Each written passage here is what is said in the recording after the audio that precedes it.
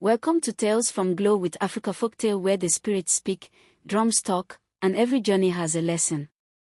In the heart of a Akoko village, lived a mother who gave everything. Soft drums playing, sunrise over an African village mud house, goats, children running, an old woman kneeling, sweeping the compound. Her son walks past her, dressed in a fine suit, holding a bottle of perfume and a smartphone. Once upon a time, in a quiet village called Akoko, there lived a mother named Momanene. She had only one son, Obinna, her joy, her pain, her pride. She farmed to feed him, begged to send him to school, and prayed every night that he would never forget the soil that raised him. But the world is wide, and the city can make even the best hearts forget. This is the story of what happened when Obinna poured dirty water on the very woman who gave him life. In the quiet village of Akoko, where the wind spoke in whispers and the moon glowed like a watchful eye, there lived an old woman named Momanene. Her back was bent like a question mark, and her hands were raw from years of pounding yam and drawing water. She had one son, Obinna. Obinna was once the pride of Akoko. He went to the city to study and became rich. Very rich. But money does something to some people. And to Obinna, it made him forget the smell of home, the voice of his mother, and the taste of her okra soup. When Obinna returned to Akoko, he did not come alone. He came with 3 cars, a new wife with skin like butter, and 4 friends in dark sunglasses. The village women clapped. The men nodded. But Momanene, she wept. Not from joy, but from something else. Something she could not name. Instead of staying in their small mud hut, Obinna moved into the new mansion he built near the village square. It had a gate taller than a palm tree. Momanene, his mother, was told to stay in the servants' quarters. She's old, Obinna said to his wife, Ada. Let her feel useful. She can fetch water and sweep. Your own mother? Ada asked. Obinna just smiled. She's strong. She can work. One morning, while Obinna and his friends were sitting under the big mango tree, Momanene came to give them water. Obinna looked at her with disgust. She can't even carry herself well, he said aloud. Then, to everyone's horror, he picked a bucket of dirty mop water and poured it on her feet. The ground went silent. His friends laughed. Ada covered her face. Momanene stood still, then turned away without a word. That night, the wind howled like a hungry dog. The fire in Momanene's room refused to burn. She sat on her mat, whispering into her hands. "O ancestors of Akoko," she cried, "I carried him in my womb. I fed him from my breast. I gave him my back when he had no legs. Now, he gives me shame. If I wronged him, take me. But if he has wronged me, show him the truth."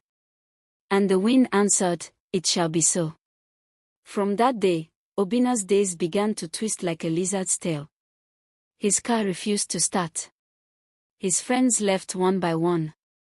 His phone rang with strange calls, no one on the other end. At night, he heard a baby crying, though there was no baby. Ada began to fall sick. Her hair came out in clumps. She could not eat. She wept in her sleep. One night, Obinna had a dream. He saw a river with no end. His mother was on one side, and he was on the other. No matter how he called, she did not hear. Then, a figure appeared beside her. It was a man with white hair, red eyes, and a staff. The man said, "The one who forgets the moon shall never find the sun." Obinna woke up shaking. Fear gripped Obinna. He traveled to the next village to see a dibia, an old seer named Papa Is. Papa Is looked at Obinna's palm and said, "You poured water on the head that births you. Until that head is washed with respect, you will drink from a broken calabash." "What do I do?" Obinna cried. "Go back. Remember who you are. Or lose everything." "Great. Let's continue this deeply emotional and suspense-filled African folktale. Obinna returned to Akoko, but this time, there were no smiles, no greetings, no drums. The villagers looked at him with quiet eyes. Children whispered behind his back. He walked past the market woman who used to call him our golden son. She turned her face away. He entered his mansion, but it felt cold. Empty. Silent. He found Mama Nene sitting outside her room, peeling cassava with shaky hands. "Mama," he said. She looked at him once, then back at the cassava. She hummed, not a word more. Obinna felt a sharp pain in his chest. Not physical. Something deeper. Something like shame. Obinna went to check on Ada. Her face was pale. Her eyes empty. "She doesn't eat," the village nurse said. "She speaks to someone who is not there. She says a woman with white cloth comes to her at night." Obinna held her hand. It was cold like morning dew. His lips trembled. Obinna ran to the village shrine. The priest, Nokaik, was sweeping the ground. "Help me," Obinna shouted. The priest shook his head slowly. "There are things that prayers cannot fix. You poured dirty water on your roots, Obinna. You spat on the womb that birthed you. Until you clean it, no help will come." Obinna fell on his knees. "What must I do?" The priest whispered, "You must begin again." That night, Obinna went to his mother's room. He knelt by her feet. "Mama, forgive me." She said nothing. He brought a basin of warm water and began to wash her feet gently, like a child learning to be human again. She watched him, eyes glassy, lips sealed. He wept. The next morning, Mama Nene spoke. "I will forgive you, Obinna," she said, "but only if you do one thing." "Anything," he said quickly. "You must serve the village as you made me serve. Wash their clothes. Sweep their homes. Fetch their water. For 40 days. Obinna's mouth opened. He could not believe what he heard. "I am your mother," she added. "But the village is your father." On the first day, Obinna carried water on his head. The children laughed. The women whispered. His old school friends watched from afar. On the second day, he swept the compound of the village chief. They took pictures and laughed. But Obinna kept going. By the 10th day, his hands were blistered. His back ached. But something began to change. An old woman gave him roasted corn. A young boy helped him lift a heavy pot. Even the birds seemed to sing kinder songs. On the 15th day, while fetching water from the river, Obinna saw a woman in white. Her face was hidden by a veil. She said, "Your shame is now your cloth. Wear it well." Then she disappeared into the water. Obinna dropped the pot. That night, Obinna dreamt of when he was a child. He saw Mama Nene dancing in the rain, carrying him on her back. She was laughing, singing his name. He woke up with tears on his face. On the 20th night, a snake entered Ada's room. She screamed. Obinna rushed in and killed the snake. But its blood spelled out a name on the floor of Nene. Ada passed out. Papa Is came again, without being called. He looked at Obinna and said, "Your 40 days are almost done. But beware. The final test is the hardest. If you fail, all is lost." "What is the test?" Obinna asked. Papa Is simply turned and walked away. The next day, Obinna found an old wooden box under Mama Nene's bed. Inside was a journal, wrapped in faded cloth. It told the story of her youth, how she was disowned by her father for marrying a poor hunter. How she almost died giving birth to Obinna. How she worked day and night to send him to school. Obinna sobbed like a child. A stranger came to Obinna's gate. He was tall, bald, and had eyes that glowed red in the dark. "You mock the moon," the stranger said. "But the moon has a long memory. Then he vanished. Obinna didn't sleep that night. On the 30th day, Ada woke up. Her eyes were clear. Her body strong. She looked at Obinna and said, "I saw your mother in a dream. She touched my forehead and said, 'It is not yet done.'" The village chief called Obinna to the palace. "You have done well, son of Akoko," he said. "But your final task is this: carry your mother on your back through the village, and wash her feet at the river." Obinna's mouth dried up. "But I will," he said. On the 35th day, the sun rose early. Obinna carried Mama Nene on his back, barefoot, through the village. The people watched in silence. Some cried. Some bowed their heads. At the river, he washed her feet, then kissed them. That night, for the first time in many moons, a full moon shone over Akoko. The village dogs howled. The trees danced. And in the sky, the stars blinked like they were watching. A white dove landed on Mama Nene's roof. The old priest said, "It is a sign. The ancestors are pleased." From that day, Ede grew strong again. Obinna's farm began to yield fruit. His name was spoken with pride. An old man with a long flute appeared in Akoko. He sat by the market and told stories of a proud son who forgot the moon, but found his way back through shame. Children listened. Elders nodded. The story began to spread. The chief announced a feast. For the son who returned to himself, he said. Obinna was crowned Okena, the child of the land. Mama Nene sat beside him, wearing beads and a proud smile. Just when peace returned, a letter arrived from the city. Obinna's company was in trouble. His name was on a list.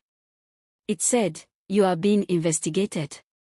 Mama Nene looked at him and said, "The ancestors test those they love. Are you ready?" Obinna took a deep breath. "I am." "Perfect." Obinna held the letter from the city in his shaking hands. His company, his pride, his empire, was under investigation for fraud and corruption. "But I didn't do anything wrong," he whispered to Mama Nene. She looked at him calmly and said, "Sometimes it's not what you did, but what you ignored." Back in the city, Obinna once had a friend named Timmy. They started the company together. But when the money came, Obinna pushed Timmy aside. Timmy left quietly, but not without pain. And now, Obinna remembered, he never signed the separation papers. Obinna packed a bag and kissed Mama Nene's forehead. "I must return to the city and make things right." She nodded. "Walk with your head low and your heart high. And never forget the moon again." In the city, Obinna didn't stay in his mansion. He went to the old one-bedroom apartment where he and Timmy used to live. It smelled of dust and memories. On the wall, there was a photo, both of them smiling, young and free. Obinna found Timmy in a small kiosk, selling newspapers and recharge cards. "Timmy," he said softly. Timmy looked at him. "Now you remember me." Obinna dropped to his knees in front of everyone. "I was wrong. I am sorry." Timmy didn't speak for a long time. Then he sighed and said, "I knew you would come. But I didn't know if it would be as a man or as a shadow." They hugged. The city washed. And the moon above smiled. Together, they went to the office of the investigators. Timmy spoke the truth. "I left the company long ago. Obinna didn't cheat me. He only forgot me." Obinna confessed, too. "I grew proud. I walked away from those who helped me climb." The officers listened. The case was dropped. Obinna returned to Akoko once more. But this time, he didn't drive. He walked. With Simi beside him. The villagers welcomed them with songs. Mama Nene's eyes shone with peace. One evening, Papa Is appeared at Obinna's compound. "You have done well," he said. "But your heart must still be weighed." Obinna was confused. "How?" "You will soon know." The next day, a woman came to the village. She held a child in her arms. "This is Obinna's son," she said. Gasps filled the air. "I met him during his early days in the city. He never knew about the child. I had no one to turn to, so I came." Obinna's face turned white. Obinna looked into the child's eyes and saw himself. He knelt before the woman and said, "I didn't know. But now that I do, he is mine." The woman wept. Mama Nene came forward, placed her hand on the child's head, and said, "Another moon has returned." Obinna built a small house beside his mansion, not for himself, but for widows and orphans. He called it Nene's Rest. Every week, he cooked and served them food himself. The villagers whispered, "He is not the same Obinna." One night, Ada told Obinna the truth. "When I was sick, I saw a woman in white. She showed me a vision. If you hadn't changed, I would have died." Obinna held her close. "I'm glad I found the path before I lost you forever." For 5 months, there had been no rain. The crops began to dry. The people feared famine. Obinna gathered the villagers. "Let us beg the ancestors together." They danced, sang, and prayed. Obinna poured libation at the sacred tree. That night, rain fell like never before. Obinna started a tradition in Akoko. Every full moon, the villagers gathered to tell stories, share food, and remember their ancestors. He called it the Night of the Moon. Children laughed. Elders smiled. The moon lit the village like a lantern of hope. Obinna's son, Ikenna, began to follow him everywhere. He fetched water with him, sat at his feet during meetings, asked questions about everything. Obinna saw himself, but wiser, softer, gentler. One morning, a letter came. A man named Chief Dogo had bought Obinna's old company and wanted to destroy everything Obinna built, out of jealousy. He sent spies to Akoko. He spread lies. The village began to worry.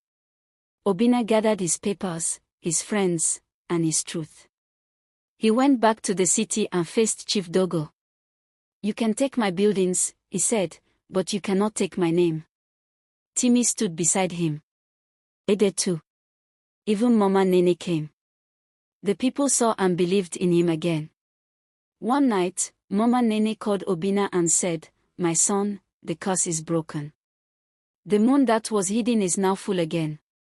She took a sip of palm wine and smiled. "I can rest now." Mama Nene passed away in her sleep that night. The whole village mourned.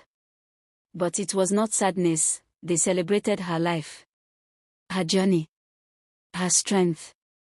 Obinna buried her beneath the big tree where he used to play as a child. He carved on the wood, "Here lies the moon that never left." Every morning, Obinna sat outside and looked at Mama Nene's chair. It was empty now, but in his heart, she was always there. He often spoke to the chair like she was still listening. "Good morning, Mama. I hope I'm making you proud." One day, the village bell rang thrice, GBA. GBA. GBA. That sound meant a big decision was coming. The elders called a meeting. They wanted to choose a new village head. The people of Akoko all said the same name, Obinna. He is wise. He has changed. He honors the ancestors. He serves with love. The elders were shocked.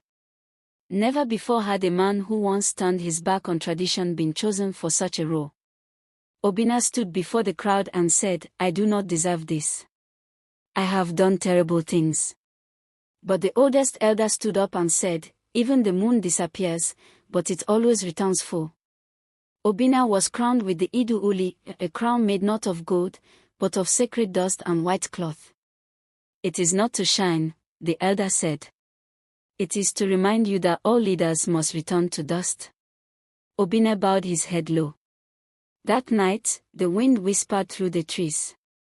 And in that breeze, Obinna heard Mama Nene's voice, "Now, my son, you are truly a man." He wept alone under the moonlight. Obinna called Timmy, Ada, and even the woman who brought his son. He gave each one a home in Akoko. He wanted the village to be filled with people who had walked through fire and survived.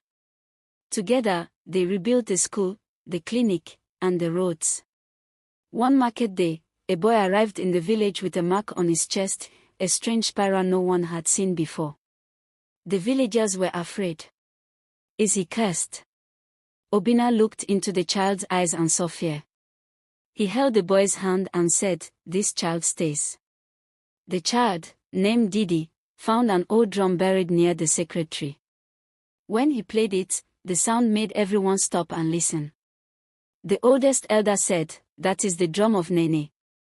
It appears only when peace truly rules the land." One night, a woman in white appeared to Obinna in a dream. She had Mama Nene smile and spoke gently. "Your story is not just yours. Tell it. Let others learn. Let others heal." Obinna woke up with a mission.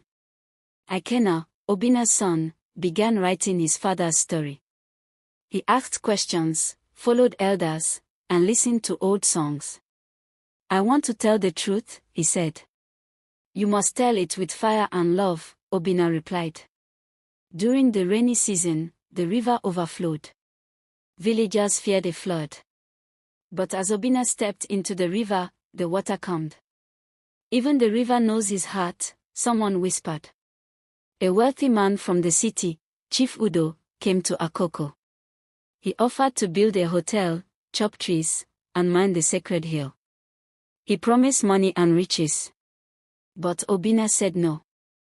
"This land is not for sale." Chief Udo sent men in the night to burn the village shrine. But they were caught.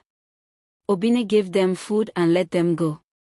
"You came to destroy, but left with kindness. Go tell your master." Other villages heard of Akoko's peace. They came to learn from Obinna.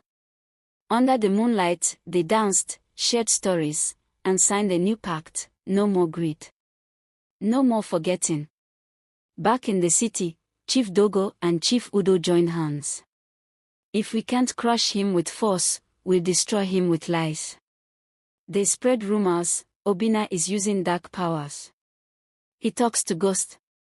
He cursed the city. The Oba of the region heard the rumors and came to Akoko himself. Obinna welcomed him with kola nuts, yam, and palm wine. After 3 days, the king said, "This man is a mirror. If you see evil in him, it is your own reflection." Obinna organized a new festival, Oku Enchita, the Feast of Remembrance. Every family brought something to honor an ancestor. Children performed plays. Elders sang. And the moon above watched in silence. One morning, little Didi ran to Obinna. "I saw Mama Nene in my dream. She gave me this." He held a single white feather. Obinna smiled. "She has chosen you as the keeper of peace." A strange fever came to Akoko. People started to fall ill. Obinna did not run. He stayed. He cleaned wounds. He gave herbs. He cried. He prayed. And the sickness passed. The people called him Ugondu, the eagle of life. Ada started a healing garden in the village. Her herbs cured fevers and burns. She taught the girls how to make medicine from leaves and love. "Your hands can heal more than any doctor," she told them. One day, a man found a black snake near Mama Nene's grave. Everyone ran. But Obinna stood firm. The snake did not strike. Instead, it coiled itself around the grave gently, then disappeared. Chief Udo returned, poor and begging. Obinna gave him food and shelter. "Why help me?" Udo asked. "Because if I don't, I become like you once were."